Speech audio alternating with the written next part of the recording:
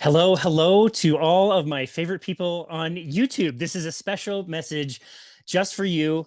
Hopefully, if you're watching this, you would have seen a brand new kind of intro video that I just had made. I also had an outro video that was made that's going to go at the end of this video and at the end of some of these other videos. So if you're watching this, you also saw that. I hope you really like it. I'm pretty happy with the way it came out. It's just a question of whether I can figure out how to do the editing on that. And if I can, you will watch that and then you'll watch this as well, which again is just a special thank you to all of you in YouTube land. When we started Boundless Body Radio, we really focused our show on being audio only. Our connection speed around here, if you've seen some of our videos, sometimes isn't that great. And so I decided very early on in October of 2020, when we were first starting to do our show, that I really wanted to just make sure that we were nailing a really, really good audio kind of a podcast. I didn't really think we would ever do anything with video and do anything on YouTube. Eventually, our bandwidth got quite a bit better. I was able to not only take the audio versions of our show and convert it onto like a squiggly line kind of video. If you've seen any like compilation kind of episodes that we've done, you've seen that in the past. Rather than try to edit all the different videos together, when I've already spliced things together in audio land, I can just make a video that's, again, not that engaging to watch, but at least gives it some video content. I just started dumping some of that stuff onto my personal YouTube page. I think I had previously posted like maybe like 5 or 6 different videos, a few of me doing like speed skating and just a bunch of nonsense. And when we started our company, I didn't really put a lot of thought into like starting new social media channels or anything like that. I just started putting them on my personal page. Again, in the beginning, they were just the audio files converted over to video. Soon I started doing more video chats. Our bandwidth got better, like I said. And so through Zoom and Zoom videos, we've been able to put some videos up here. I didn't think many people would be listening to podcasts or watching podcasts. And I have been stunned by all of you guys and the response. It's been really fun, not only to grow this audience, but one thing that's really unique about YouTube that I don't really get to experience with the podcasting itself on the audio side of things is I don't get to have interactions with my listeners from the people that are listening to the podcast on their podcasting platforms, where on YouTube, you can leave comments. And as I've said, oftentimes on lots of my audio videos, or I'm sorry, my audio podcasts, we read and reply to every single comment that we get, unless it's totally stupid and somebody like making fun of us or telling me my voice sucks or something like that. Yeah, it's a really cool experience to be able to not only see what you think about some of these shows, but where you leave feedback and to be able to reply. Like, I feel like I've got this like little community of all of you people out there who I've been able to interact with. And I'm really grateful for all of you and really totally appreciate that. So that's kind of our YouTube story. Essentially, I ended up converting my personal page over to the page you see now, which is just called Boundless Body, the name of our company. We're going to continue doing what we're doing, essentially. I love taking the full interviews that we do and posting them. Generally speaking, it's either a day or 2 days before the podcast, audio only podcast drops. So those full interviews here on YouTube end up dropping on every Tuesday, on every Thursday, and every Saturday. Those are the brand new ones. Sometimes I'll release a bonus one on a Sunday, a Saturday or Sunday. You may have seen that as well.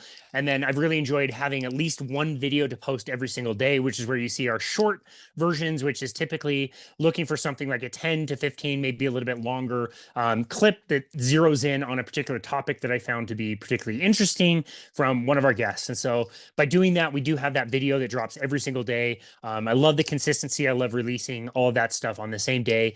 As always, definitely open to any ideas that you might have or anything that you're looking for as far as content goes. Again, with commenting, it's very easy to just drop a line on any of the comments, especially on this video or other videos that we do. You can always leave us suggestions. If you know of people that we should be vetting out to host on the show, you can also make suggestions there. I'm totally open to that. And then I'm also very curious to hear how much production value you actually really like. As far as YouTube videos, I feel like so far our videos have been pretty authentic. You can see like this is my environment. I'm just literally sitting here on the carpet of my second bedroom. I'll even show you my view. Give you YouTubers a Look at exactly what I'm looking for. So there is all of my cycle clothes, my awesome Boundless Body branded cycle clothes that I stare into as I do these interviews to see the video and watch birds outside. If I have any notes that I make, I just kind of keep them on the whiteboard. Obviously, the ring light makes just such a huge difference. Probably not. You also see like my podcast mixer. This is more used for the audio production of the show, which is connected to the microphone. For this show, basically doing the sound is much better when I just use simple headphones. And the audio quality that you hear on YouTube videos is not taken through this channel. Unfortunately, it really is just the speaker on my phone that I'm getting the audio from. So I understand that's usually not the very best audio quality. I would be open to considering changing the environment if that is important to you. If you think you want more quality or high production, I could definitely invest in a different camera, a dedicated like computer to be able to do this. Or you saw how easy I was able to take my lens and turn it around. It's just because of my phone. That's the only thing I record to. So definitely open to your thoughts as far as that goes. Again, this is pretty vulnerable and authentic. I just put the videos that I record and don't really do much besides just trim the beginning and the end. That's really all the editing that I do, unless there is something really egregious. If somebody needs to step out of the conversation for a few minutes, or a dog goes berserk, or something happens. Other than that, I'm not doing any video editing itself. I'm just posting the whole thing here, so you get all of it. Any of the edits that we make for the audio version, the podcast itself, don't make it onto the video, so it's a little bit more raw, which I kind of appreciate and hope that's something you enjoy as well. But I am definitely open to any ideas you may have. If production is something that's a high value, if I can make this more engaging, better lighting, better cameras, better audio, like I said, just definitely would love to hear your opinion on that. If I don't get a strong opinion either way, I'll probably just continue doing what I'm doing, because we do so many podcast episodes. I have to be very efficient in the way that I do things. I'm doing all the editing and processing the day of the interview. I send it to my guests that very day and tell them they can do anything they like with the material. All the social media stuff I have to get done, all the show notes I have to get done. So I just do it the very day after the interviews are done. So it is a lot of work, but I am pretty efficient at it. And one of the things that suffers, obviously, is the video quality if I go that route. So just keep that in mind. If you've got ideas, I would love to hear them. If you like the show just the way it is, that's fine too. I did pay some dude on Fiverr to make that intro that you've already seen and the outro that you'll see here in a bit. Hopefully it looks nice and provides a little bit of, I don't know, entertainment or is engaging or whatever. And then kind of to conclude on the audio side of things, I always leave a call to action that is left at the very end of the show. We don't monetize either the videos or the audio only podcast. None of that has any ads or is monetized at all. And so as kind of a compromise, I just leave a call to action. It's about 2 minutes long with the music, which is our kind of standard podcasting music. You guys don't get to hear it here on YouTube. You heard a little bit of it in that intro video, but in the audio only podcasting version, I do kind of talk over that and tell people, thank you so very much for listening to our show.